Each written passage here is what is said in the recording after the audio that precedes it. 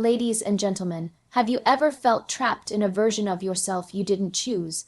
There's a kind of power that doesn't come from being the loudest in the room or the one who always has something to say. It's the power of silence, strategic, intentional, and deeply calculated. This kind of silence isn't passive. It isn't about being timid or avoiding confrontation. It's about choosing not to speak, not because you don't have something to say, but because you understand the value of restraint. Silence, when used with purpose, becomes a tool, sometimes even a weapon, that allows you to observe, learn, and influence in ways loudness never could. Imagine walking into a room full of people scrambling to prove themselves, their worth measured by how often they speak or how passionately they argue. Now picture yourself in that same room, composed, grounded, listening. Not reacting emotionally, not defending your every move, just observing. The moment you stop talking, you start noticing. You begin to see patterns, understand people's true motives, read what's said, and more importantly, what isn't. You catch what others miss. That's the power of strategic silence. It gives you data. Silence protects your intentions. When you don't reveal your thoughts too soon, you keep control. People can't manipulate what they don't understand. They can't attack what they can't predict. Most people rush to fill silence because they're uncomfortable with it, afraid of what it implies. They speak to reassure themselves or to gain validation. But when you master silence, you no longer fear being misunderstood. You learn to be comfortable with ambiguity, and that makes you dangerous in the best way. There's also psychological power in silence. In negotiation, for instance, silence makes people uneasy. After a proposal or offer, simply pausing, without confirming or denying, forces the other party to speak again, often giving away more than they intended. That same principle applies to daily life. Someone questions your decisions. You don't owe them an immediate answer. Someone criticizes you unfairly. You don't need to respond at all. People expect reaction. When you deny them that, they lose their power over you. Strategic silence is also a mirror. It shows people their own behavior more clearly than words ever could. If someone is manipulating you, gaslighting you, or pushing boundaries, your lack of engagement reflects their behavior back to them. You don't feed the drama, you don't play their game, and in that quiet, they either reveal themselves or exhaust themselves. You maintain your peace, and in doing so, keep your dignity. And silence isn't just outward. There's a kind of internal silence you learn to cultivate too. It's the voice inside your head you no longer allow to spiral, the impulsive reaction you don't act on, the inner critic you learn to mute.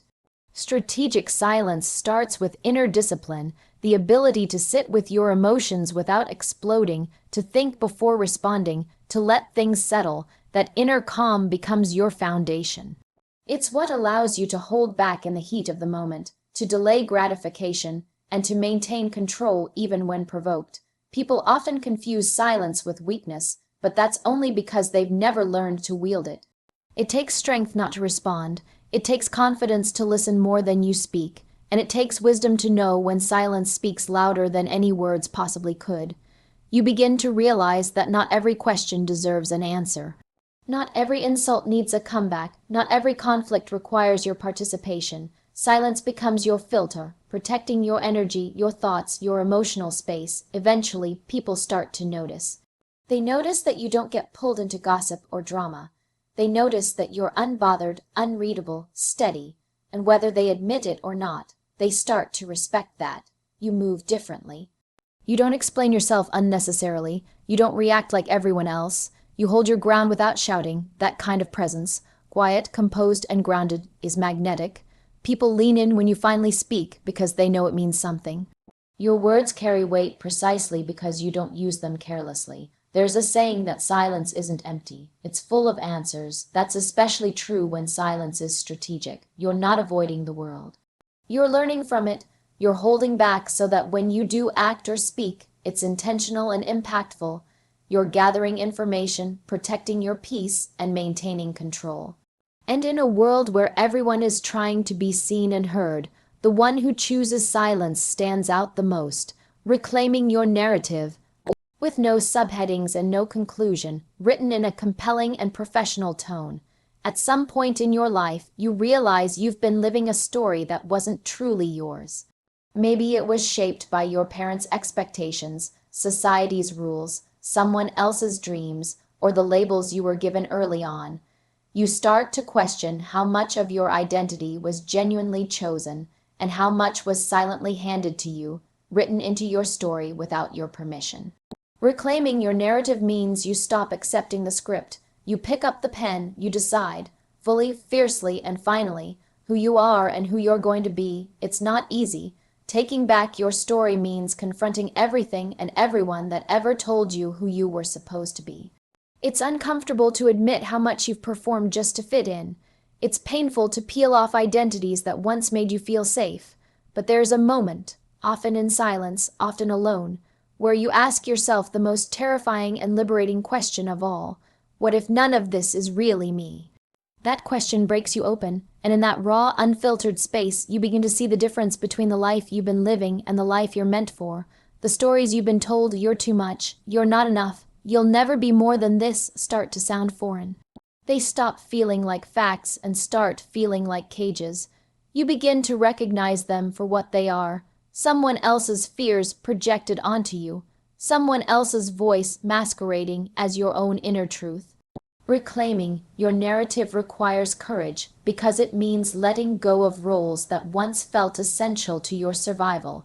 It might mean stepping away from relationships that only love a version of you that no longer exists. It might mean quitting a job that looks good on paper but suffocates your soul. It might mean disappointing people who once admired your old self, but isn't it more dangerous to disappoint yourself over and over again just to make others comfortable? This process is messy. It's not a graceful unveiling. It's a reckoning. You will grieve the person you pretended to be. You will guess the new version of yourself as it forms. But slowly, moment by moment, you start rewriting the internal script. You begin replacing "I can't" with "what if I could." You stop asking for permission and start creating your own terms. You take ownership of your past, not to be defined by it, but to learn from it and build forward. Reclaiming your narrative means you stop waiting to be chosen. You choose yourself. You become the main character, not the background role you were cast in. You don't need external validation to confirm your path anymore. You validate yourself through action, through integrity, through alignment with your true values, not borrowed ones. You start making decisions not from fear, but from vision, not based on survival, but on expansion. It also means learning to speak about yourself differently. The way you describe your journey changes. You no longer say, "This is just the way I've always been." Instead, you say, "This is who I'm becoming." You replace the victim language with agency. You don't erase your wounds. You just refuse to let them narrate every chapter. You find strength in what you've overcome, and that strength becomes the new tone of your story. Not bitterness, not blame, but resilience. Others might not understand your transformation. They might resist it, question it, or try to pull you back into the old version of your life. That's normal. When you start changing the script, people who are comfortable with the old story will feel threatened. But their discomfort is not your responsibility. You're not here to keep playing a role that makes everyone else feel secure. You're here to become fully, unapologetically you. The most beautiful thing about reclaiming your narrative is that it's never too late to begin. Your past doesn't get to dictate your ending. You're not bound to the version of yourself you were 5 years ago, or even 5 minutes ago. You get to pivot, you get to evolve, you get to edit. The pen is in your hand now. And what you choose to write next, who you choose to be, is entirely up to you. Vanishing without running, with no subheadings and no conclusion. Disappearing doesn't always mean packing your bags, changing your name, or crossing borders. Sometimes the most powerful form of vanishing has nothing to do with geography. It's about presence, emotional, digital, psychological. It's about reclaiming your space, energy, and attention from places and people who no longer deserve it. Vanishing without running is an act of control, not escape. It's choosing to become unavailable, not because you're afraid, but because you're done being accessible to what drains you. There comes a moment when you realize not everything and everyone deserves access to you. You begin to understand that the version of you that was always available, always responsive, always explaining, that version wasn't respected, it was used, and slowly, you begin to retract, not out of weakness, but out of clarity. You pull back your energy from conversations that go in circles, from people who only call when they need something, from roles that box you in. You stop showing up where your presence is expected but not valued. And in doing so, you start to disappear, not physically, but energetically. This kind of vanishing doesn't look dramatic. It doesn't come with announcements or declarations. You don't post about it. You don't make a scene. You simply stop giving your time to noise. You stop performing. You stop proving. You allow yourself to exist in the background, quietly redirecting your focus inward. You become selective with your attention. You become intentional with your presence. The world doesn't need to know what you're doing, where you are, or how you feel. You are no longer broadcasting. You're rebuilding quietly and deliberately. The digital world makes this even more powerful. Today, people feel entitled to constant updates. Your thoughts, your photos, your opinions, your life. But you don't owe anyone a feed to follow. You don't have to share everything to exist meaningfully. In fact, the less they know, the more peaceful you become. Vanishing without running means learning to move in silence. You don't announce your moves, you make them. You don't chase attention. You become so focused on your own growth that attention becomes irrelevant. When you vanish without running, you give yourself permission to evolve privately. You allow yourself to fall apart and rebuild without commentary. You create space to hear your own voice again, to rediscover your values without external noise clouding your judgment. It's not about cutting people off to punish them. It's about cutting yourself free from habits that don't serve you, from roles you've outgrown, from conversations that leave you empty, and you do it without anger, without explanation. You just go. People may notice. They might ask where you went, why you've changed. They might even take your silence personally. Let them. That's not yours to carry. When you start protecting your peace, the ones who thrived on your chaos will feel abandoned. That's not abandonment. It's a boundary, and boundaries don't need to be defended. They just need to be honored. You are not required to keep showing up in places where you no longer feel safe, seen, or supported. You are allowed to vanish from dynamics that no longer align with your growth. The beauty of vanishing without running is that you never truly disappear. You just stop showing up in the ways that cost you your soul. You become invisible to the things that once triggered you. You become unreachable to manipulation, drama, and low-frequency chaos. You still exist, you still breathe, you still thrive, but now it's on your terms. You've stopped reacting, you've stopped explaining, you've stopped showing up to prove anything, and in that silence you become something stronger than you've ever been, unbothered. You begin to see how much noise you once tolerated. How many pointless arguments you joined, how many expectations you accepted, and you thank yourself for leaving it all behind. Not by running away, but by stepping back. You've realized that escape isn't always external. Sometimes it's about exiting the versions of yourself that were built on pleasing others and walking quietly into the self that was waiting beneath it all. You disappear from their radar, not because you're gone, but because you've finally returned to yourself. This is not avoidance, this is mastery. You've stopped giving access to people who never deserved it. You've stopped living on default. You've stopped being emotionally available to everything that knocks. That is vanishing with purpose. That is disappearing in the most powerful way, without ever needing to run, building a new identity, with no subheadings and no conclusion. There comes a time when you feel it deep in your bones. The old version of yourself no longer fits. The way you speak, the way you react, the choices you make, the people you keep around, all of it starts to feel like a performance that's slowly wearing thin. You start to sense that your growth demands more than just improvement. It demands reinvention. Building a new identity isn't about faking anything. It's about becoming someone you haven't been. Yet, not because the old you was a failure, but because the old you has done their part. You're ready to become more. This shift doesn't begin with the external. It starts in your mind quietly, sometimes painfully. It begins when you realize that everything you've been calling personality might actually be a collection of habits, trauma responses, and survival tactics. The identity you've clung to, what if that was shaped by circumstances you didn't even choose? What if you're not shy, you were just silenced? What if you're not angry, just unheard? What if you're not broken, just unfinished? You begin to ask different questions, and the answers start pulling you toward a version of yourself you haven't met yet, but need to. To build a new identity, you first have to let go of the stories you've been repeating for years. This is just who I am. Is it really, or is it who you became to fit into a life that wasn't made for you? Reinvention demands honesty. You look in the mirror and start separating what was chosen from what was inherited. You question everything you've accepted as fact, your limitations, your beliefs, your routines. You strip it all down to the core, and you give yourself permission to choose again. This isn't about pretending to be someone else. It's about finally becoming someone real. Someone who exists beyond fear, beyond conditioning, beyond what the world has told you to be. It's choosing to act like the person you want to be, before you feel ready, before anyone claps for you, before you even fully believe it yourself. Because identity is not something you find, it's something you build, brick by brick, choice by choice, day after day. You show up as that new version of you until one day, it's no longer something you're trying on. It's just who you are, and yes, it's uncomfortable. It's lonely sometimes. The people around you may not understand.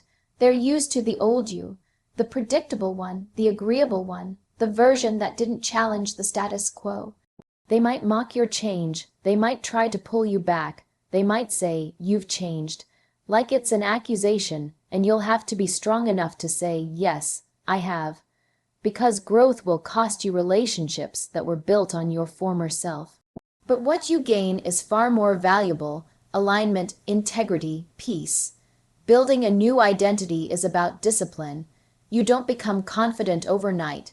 You don't become consistent because you read a quote on the internet.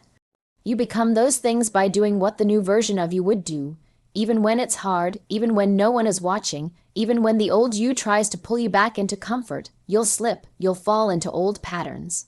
That doesn't mean you've failed. It means you're human, but each time you get back up, you reinforce the new path. Each time you choose differently, you lay another brick. The most powerful shift happens when you stop waiting for evidence and start acting as evidence. You don't wait to feel like a leader to lead. You don't wait to feel confident to speak. You don't wait to feel worthy to take up space. You do it first. You move first. You trust that the feelings will catch up to the identity you are actively constructing. Because identity is not built on feelings. It's built on action. Eventually, the gap between who you were and who you're becoming starts to close.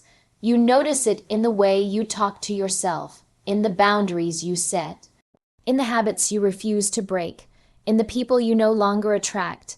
You don't just look different. You feel different, more grounded, more whole, more you, and it's not because you've added layers. It's because you've removed everything that wasn't aligned, and you've rebuilt from truth. You're not faking it. You're not trying too hard. You're not chasing something you'll never reach. You're building. Intentionally, relentlessly, authentically, and the most powerful part, no one gets to define that version of you except you. Mastering the psychology of reinvention, without subheadings or a conclusion. Reinvention isn't just a decision. It's a psychological transformation. It's not about surface-level change or switching careers or altering your appearance. It's about rewiring your mindset, challenging your internal narratives, and deconstructing the emotional attachments you've built to your current identity. Mastering the psychology of reinvention requires confronting every part of you that's been built to survive, and choosing instead to evolve. It asks for courage, clarity, and above all, deep emotional honesty. You don't begin the process of reinvention when things are going smoothly. It usually starts in the middle of discomfort, discontent, or disillusionment. There's a moment, sometimes sudden, sometimes stretched over years, when you realize that the life you've been living is no longer aligned with the person you're becoming. That's when the spark is lit.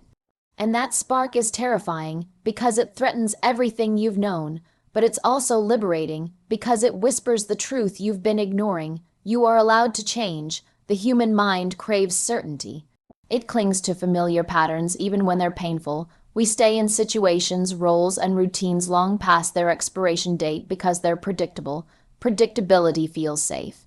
But reinvention demands that you step into the unknown, into the space between who you've been and who you're becoming. That in-between space is psychologically uncomfortable because it lacks structure.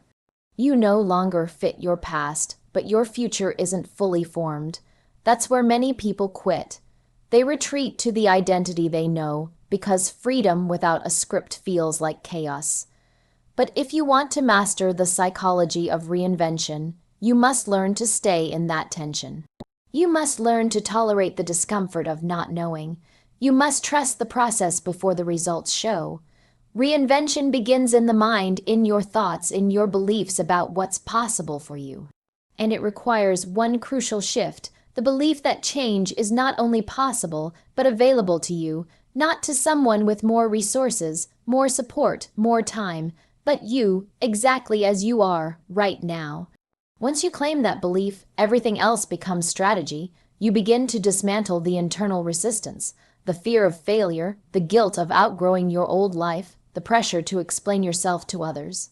You start noticing the self-sabotaging patterns that once felt like personality traits, procrastination, perfectionism, people-pleasing. Those aren't fixed characteristics, they're defense mechanisms. And when you look at them through the lens of reinvention, you stop judging yourself and start redesigning yourself. The psychology of reinvention also demands emotional detachment, not from life, but from your former roles. You have to mourn the loss of the old you. That version of you served a purpose. It kept you safe, helped you belong, taught you valuable lessons. But you cannot carry it into the future you're building. You must release it, and that release comes with grief. You grieve the relationships that won't follow you forward. You grieve the comfort of the familiar. You grieve the illusion of certainty. And in that grief, you make space for growth, for expansion, for possibility. What follows is a quiet rebuilding, not loud, not showy, but disciplined. You start aligning your behavior with your new identity before anyone sees the change. You wake up earlier, you speak differently. You shift your boundaries, you learn new skills, you respond instead of react. You do this even when it feels unnatural, because that's how the brain rewires. You act as if, and eventually, your nervous system catches up. Your mind starts believing what your behavior is showing. That's when the real shift happens, not because something external changed, but because you did, and through it all, you stay rooted in self-compassion. Because reinvention isn't linear, you'll have moments of doubt, you'll fall back into old patterns, you'll feel like an imposter in your own life. That's normal. Reinvention isn't a straight line, it's a spiral. You circle back, but every time, you return wiser, stronger, more aware. The key is not perfection. The key is persistence. Keep moving forward, even when it's awkward.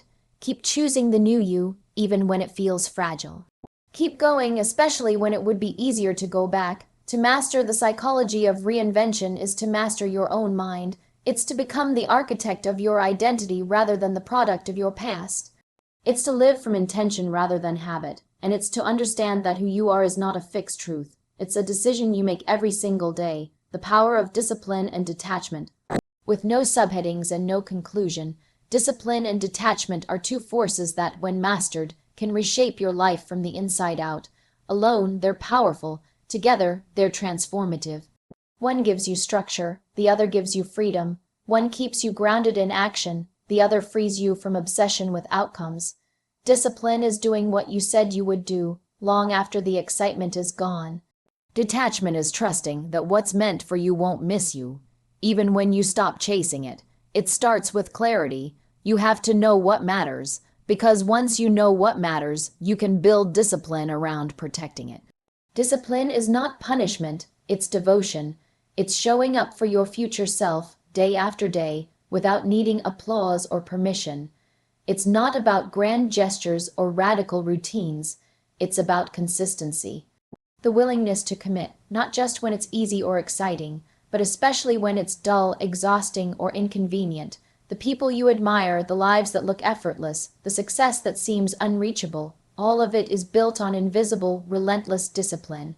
Not motivation, not talent, Just quiet, consistent, deliberate effort. Waking up early when it would be easier to sleep. Saying no when it would be easier to say yes. Practicing when no one is watching. That's the foundation, and it isn't sexy. It's not glamorous. It won't impress anyone in the short term, but it's what separates those who wish from those who become. Discipline trains your body and mind to act in alignment with your vision. You stop negotiating with yourself. You stop making decisions based on moods. You stop reacting and start responding. And every small choice reinforces the identity you're building. Each moment you follow through, you cast a vote for the version of yourself that doesn't just dream, but does.